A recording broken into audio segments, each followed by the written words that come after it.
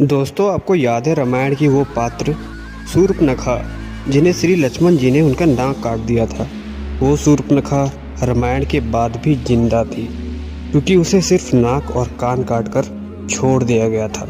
तब से शूर्पणखा अपने चेहरे को काले रंग के कपड़े से ढककर रखने लगी थी क्योंकि काला रंग राक्षस जाति का प्रतीक था। यह शूर्पणखा के वंशज ही आज इस्लाम धर्म के मुस्लिम लोग हैं क्योंकि श्री राम जी द्वारा रावण के वध के बाद शूर्पणखा राक्षस जाति के कुल गुरु शुक्राचार्य के आश्रम में रहने लगी थी। शूर्पणखा ने ही रावण के वध के बाद शुक्राचार्य जी से राक्षस जाति की सुरक्षा करने के लिए शुक्राचार्य जी से सहायता मांगी। राक्षसों का वंश खत्म ना हो इसलिए शुक्राचार्य ने शिव जी की आराधना की। तब शिव जी ने अपना स्वरूप देकर शिवलिंग शुक्राचार्य को देकर कहा कि जिस दिन कोई वैष्णव और ब्राह्मण इस पर जल चढ़ा देगा उस दिन राक्षस जाति का नाश हो जाएगा। उस आत्म शिवलिंग को शुक्राचार्य ने वैष्णव मतलब हिंदुओं और हिंदू ब्राह्मणों से बहुत दूर रेगिस्तान में स्थापित किया, जो आज सऊदी अरब मक्का मदीना में है। यह मक्का पहले मक्केश्वर नाम से जाना जाता था, फिर बाद में इसे इस्लामों द्वारा मक्का मदीना का नाम दिया गया। यहाँ पर हिंदुओं का जाना इसी वजह से मना है और इसी वजह से मुस्लिम लोग इस शिवलिंग को पत्थर मारकर खंडन करते हैं। शिवलिंग के पास ही पवित्र पानी का स्रोत भी है जिसे जमजम का पानी कहा जाता है। वैसे तो यह पानी बहुत ही ज़्यादा पवित्र है। मक्का को इसलिए काले रंग के शिविर से ढका गया है क्योंकि यह काला रंग संपूर्ण राक्षस जाति का प्रतीक होता है। शूर्पणखा जो उस समय अपने चेहरे को ढककर रखती थी, वही परंपरा उसके वंशज की औरतें भी आज करती आ रही है, जिन्हें आज हम मुसलमान कहते हैं।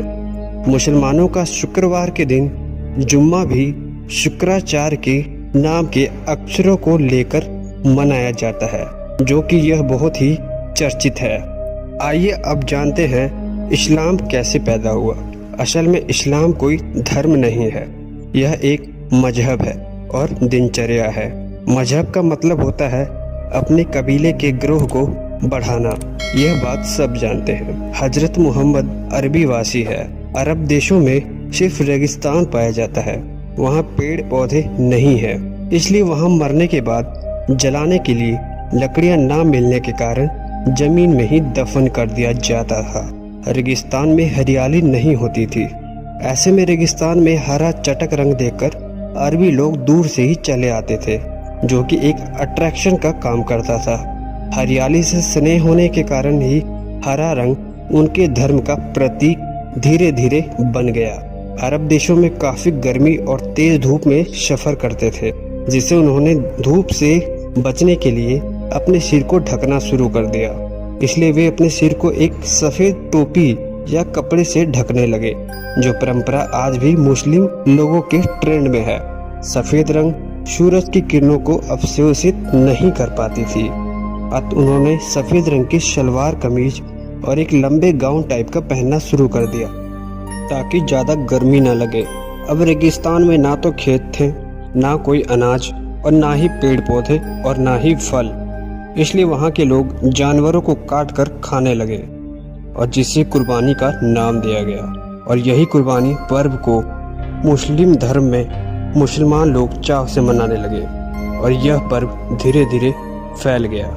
सब लोग एक ही जगह के खानाबदोश हुआ करते थे, जिससे उनके कबीले की जनसंख्या बहुत ही कम थी, इसलिए वो आपस में ही अपने भाई बहन से शादी कर लेते थे। जनसंख्या की कमी को दूर करने के लिए वे 4-4 पत्नियां रखते थे और ज़्यादा से ज़्यादा सभी पत्नियों से बच्चे पैदा करते थे, जो रिवाज आज भी इन मुसलमानों में कहीं कहीं चल रहा है।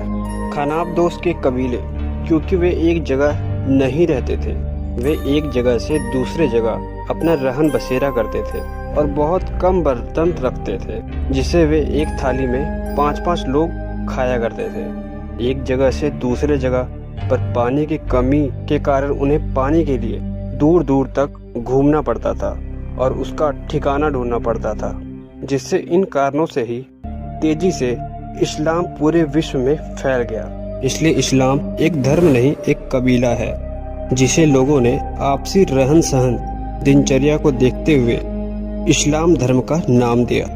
कोई मुस्लिम इस बात को माने या ना माने, पर यह बात बिल्कुल सच है कि इस्लाम धर्म के मुस्लिम लोग ही आज शूर्पनखा और शुक्राचार्य के वंश हैं। दोस्तों, अगर आपको ये वीडियो पसंद आई है तो चैनल को लाइक, कमेंट, शेयर और चैनल को जरूर सब्सक्राइब कर देना। धन्यवाद। मिलते हैं आपको नेक्स्ट वीडियो में।